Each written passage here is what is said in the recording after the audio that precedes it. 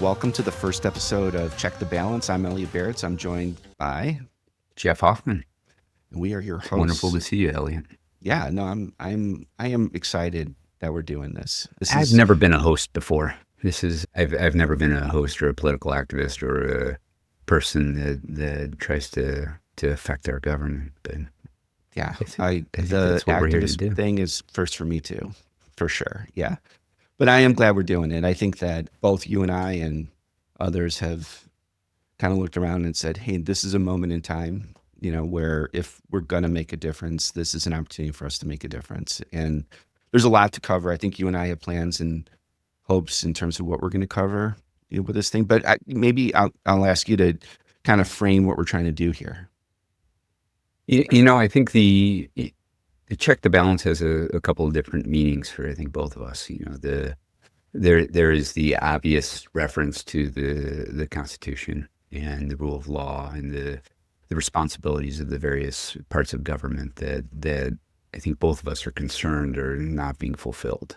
And I think the second part of it is, a balance, between the people on both sides of the 50-yard line, and the balance in the way we engage, the balance in the way we discuss, and the balance in the way we disagree, and the balance in the way that we find agreement, which I think is something that is desperately needed in our country.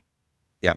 And it's, 250 years of us following something that has given us the framework to find balance. And I think now it's just a moment for us to remind people of what that means, and where it comes from. I think that there's a refresher course that a lot of folks have coming to them, in terms of what is the Constitution and why it's so important and what it brings to the table. And what has changed since the framers did what they did to create an environment where we are today? That's the kind of mess that's out there. This mess. Yeah. Sorry. No, let's talk about the mess. So the mess has caused me to read the Constitution for the very first time in my life.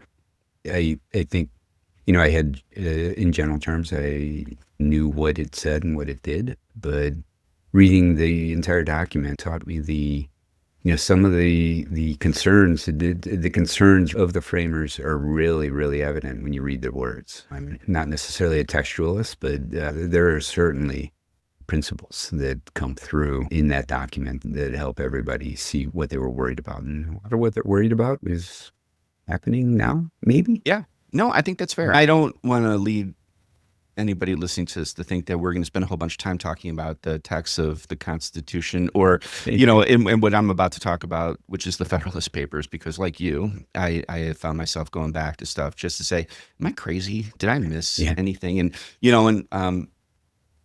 and I wouldn't otherwise have picked up the Federalist Papers, that's just true. But, I can't say that I've read all of them. I started reading a couple, and there was one that struck me, and I want to say it was by Alexander Hamilton, the famous Broadway musician and dancer, and it's a really, really good one. I mean, he's, basically in his paper, he's making the argument of having a union, because you'll remember the Federalist Papers were crafted to convince the constituent citizens of the various states to fall under a union that became the Constitution, coming from the Articles of the Confederation into the, what is the Constitution today.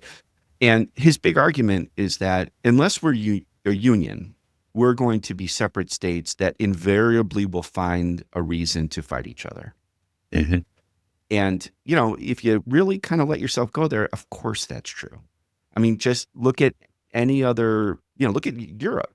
Each of those nations are about the same size of each of our states. And for thousands of years, they have found a way to fight each other just because of the proximity they have to each other and the commercial interest. Yeah. And so the idea of a union, in some measure, is to create, an environment where we are part of the same team, that we all have these shared interests and these shared, called values. I thought, yeah, that makes perfect sense. And today we're not thinking like that. I kind of hope that's my take from the moment going back in time. Yeah, and I think, from what I know of the Federalist Papers, it was a certain dialogue between Madison and Hamilton, right? And I think maybe Madison and Hamilton, if they were starting the country today, might be having a podcast. And Yeah.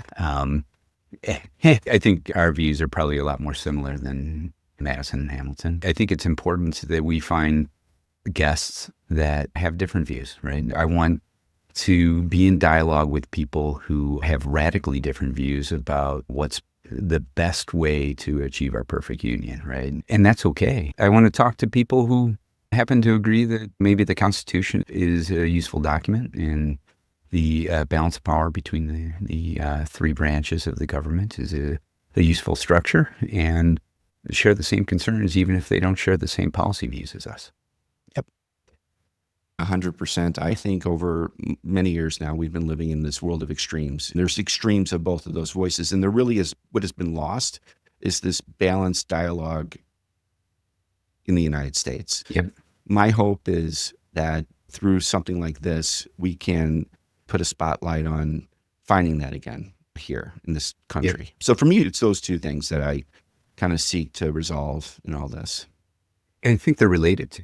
As I think about what's going on that maybe leans towards the things that lean towards the illegal and the things that press against the Constitution. For one, I think that the Constitution is built to drive our country towards balance, right? And the Constitution is unwieldy to a certain degree, and it doesn't allow a particular party to take a mandate with 52% and make dramatic changes that are going to anger or disenfranchise the other half of the country. It's a document that's built to bring people together to collaborate and to compromise. And, I think some things that are happening right now, some people are giving up on that. And some people are moving things forward in a way that sets the Constitution aside. And I think about, when I talk to my friends on the other side of the 50-yard line,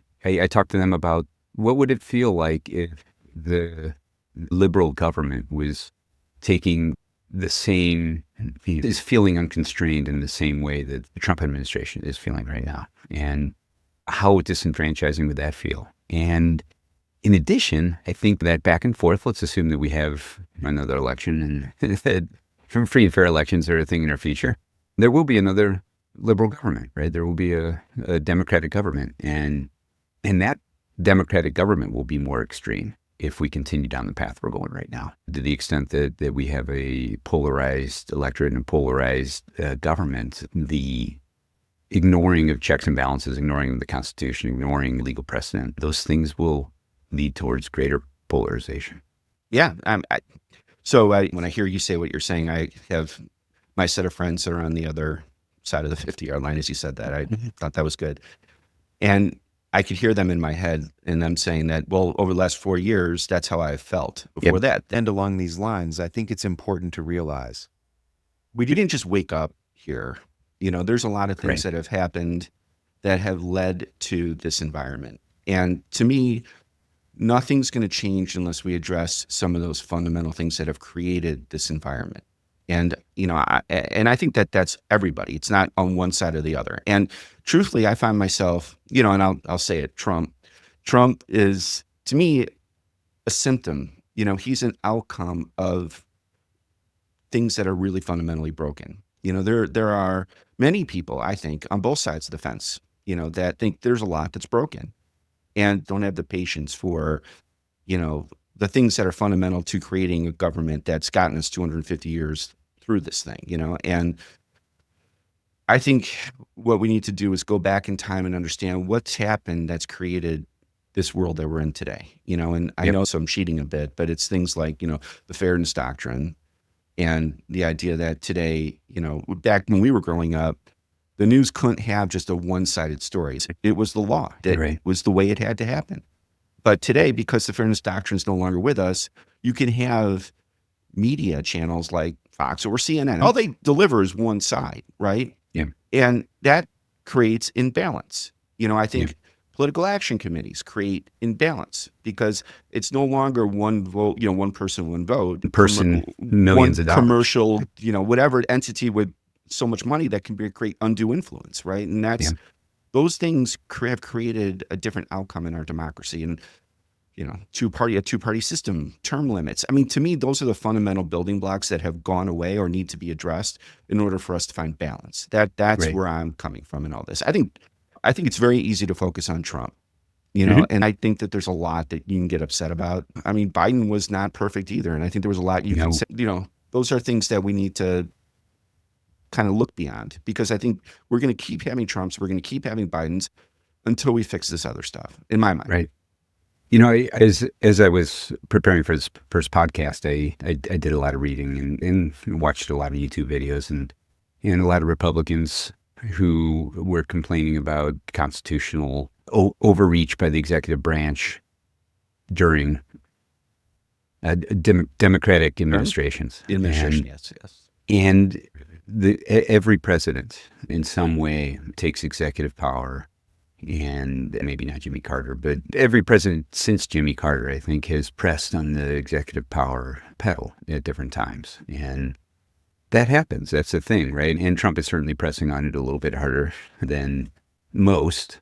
But I think the question is, where's the line, right? Where's the line of constitutional crisis, right? I don't think it's, and to be fair to my friends on the right, I don't think it's when a president presses on the pedal attempting to achieve more executive power, right? But there are going to be legal decisions by the Supreme Court. And I worry about some of the rhetoric from the people that surround him related to how they will react to those legal opinions that they feel are relevant. That seems like a red line to me. What about you? Where's the line where legality and constitutionalism and all those kinds of things get broken? Yeah, well, I mean, it's a big one that you're talking about, right? In the Yeah. sense, I think it's very fair to acknowledge that I would expect a president to push as far and as hard as he or she can in order to achieve their agenda. That's fair. But I think where it becomes not good and where it becomes constitutional crisis is if the Supreme Court says, hey, no, you can't do that. And then that's ignored. Right. When a Supreme Court order is ignored, that's a challenge. The Right. thing that's worthy of a discussion here is when a political agenda has been so socialized between all the branches that the other branches become complicit or complacent, in the sense that Yeah. I worry about that. I worry that because we live in this, again, I'm going to find myself like going back to those things I talked about before, because we live in a world of two parties and political action committees, our Congress is not beholden to the people the way they should be, right? They should be beholden to the people, but they're beholden to a party agenda and they're beholden to the money that's going to get them reelected. And that creates complicity and complacency, within the party. And in this case, within Trump, you have a Supreme Court, which arguably is stacked, but that's no different than the way it's. That's right? how I mean, it always is, right? it'd be crying over spilled milk. Right. The Supreme Court is what it is. And by the way, I personally believe that over the last few years, certainly over the last, I want to say, recently, of course, I think the Supreme Court and the judicial branch have been the saving grace of our Constitution. That's my belief, in the sense that, you could look at specific decisions like Roe versus Wade being overturned, and that's got its own thing. You know what I mean? Sure.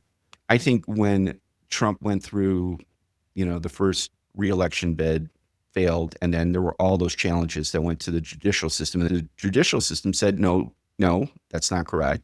This election is real, and the results are real. That was saving the Constitution. I think recently there was a 5-4 decision as it related to the U.S. aid executive order where the Supreme Court said, no, you can't pull that funding. You don't have the right to do that. And that's him doing its job, which I think is good.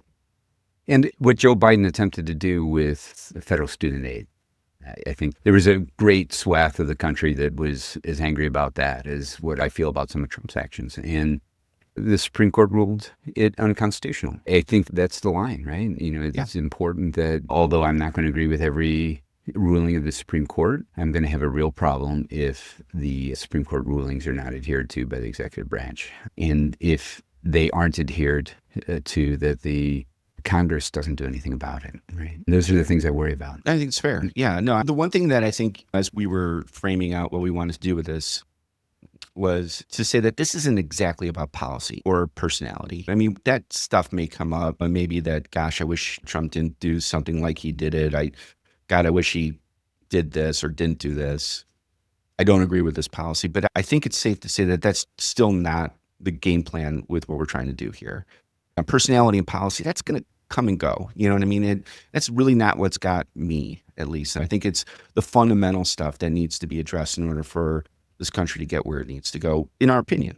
You know, That's right. If I don't like the policy, then I need to do the things that citizens do to win the midterm elections and win the next presidential election. Right. That's how policy is addressed. Right. Yep. And I think this discussion is a lot more about the foundations and the structures, and also finding a way or a place or a space where people on both sides of the 50-yard line can find that thing in the middle of the Venn diagram that they agree on and build upon that, because I think that that's terribly important for our democracy. Yeah, agreed.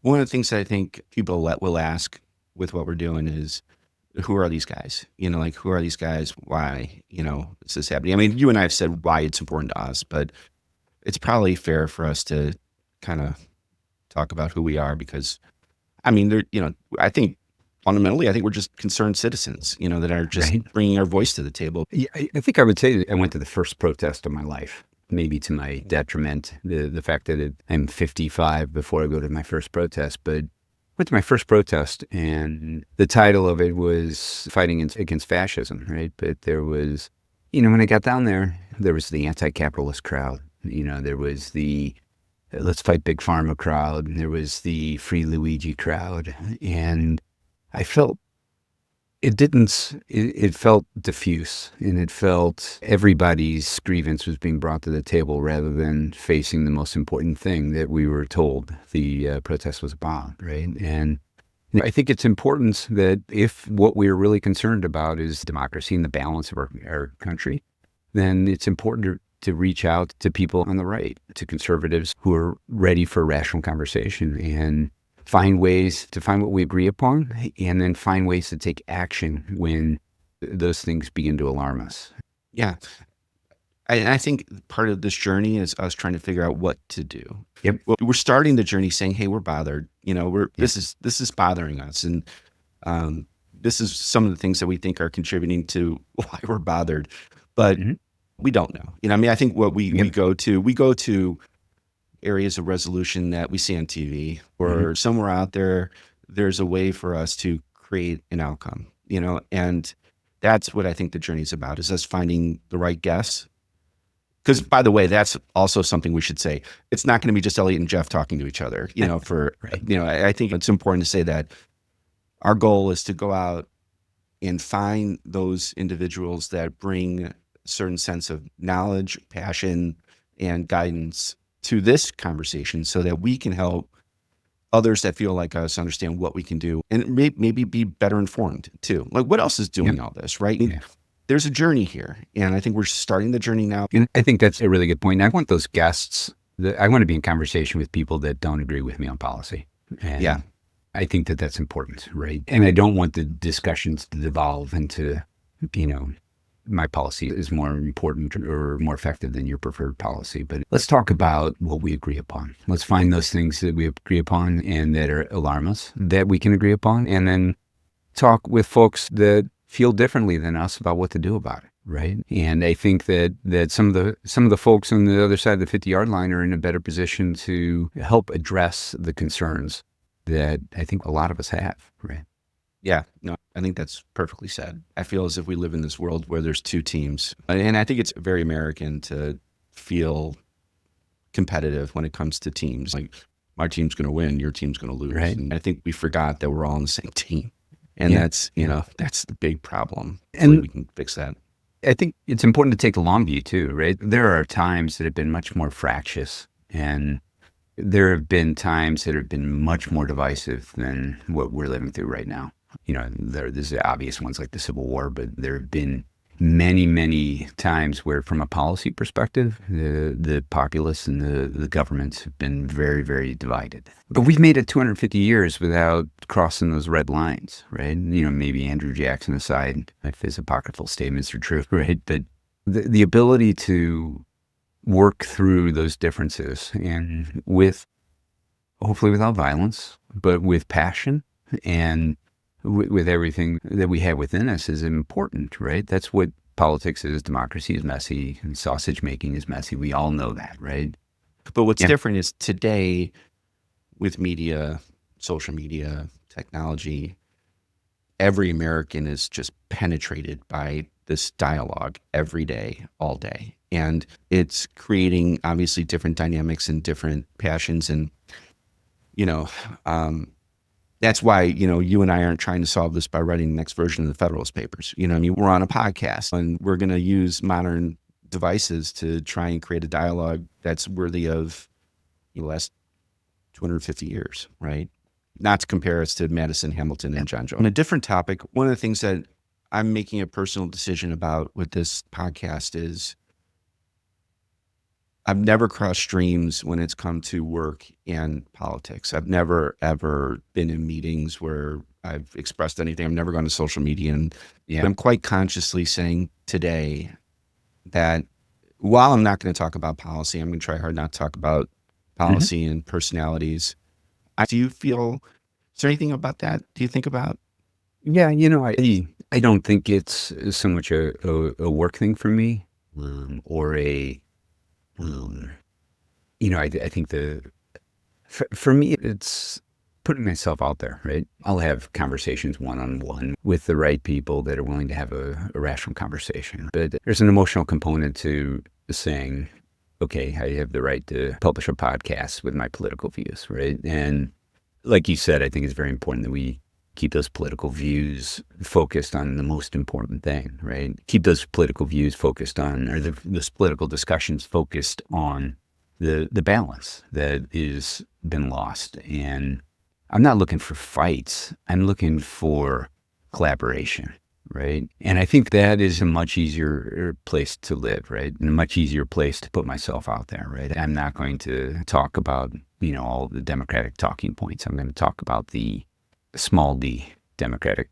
talking points, right? How are we going to make sure our democracy thrives? How are we going to make sure our government on both sides becomes more productive? How are we going to make sure that both parties can have productive dialogues and get back to the deal making and collaboration that we grew up with, really, right? And even through very controversial presidents, right? And we were able to get through that with collaboration, crossing the aisle, and we certainly didn't have the kind of vitriol that affects personal relationships like it does right now. And when we went through COVID, I play men's league hockey in DuPage County. So that's not your like-minded Democratic group of guys, right? But they're good friends, and they care passionately about our country. And we, during that time, there was some times where we met outside, tried to stay 6 feet apart, and drank a few beers and talked about what was going on. And it was,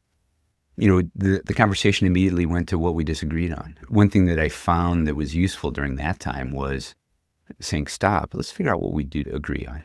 And I was surprised and heartened by how much we did agree on when we started the conversation from that angle. And I hope that this podcast can allow us to do the same thing, right? But focus on, what are our shared values? What are the shared values that are central and important that everybody can get behind? In a lot of ways, maybe this podcast is just shouting into the void, right? I hope it to be the least radical movement that has ever hit the United States, for just like, let's follow the Constitution. Let's follow the rule of law. Let's listen to the Supreme Court when they rule. Those seem like pretty easy things to agree. I want us as a nation to find ourselves in a place where we're less susceptible to being divided.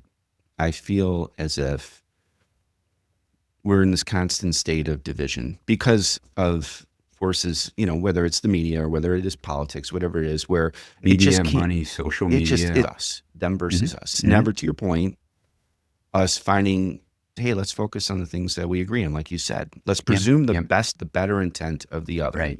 Right. We never do that, and we have to, and that's what has to start. And I agree with you. Then we're doing something we should be proud of. And I think that's good.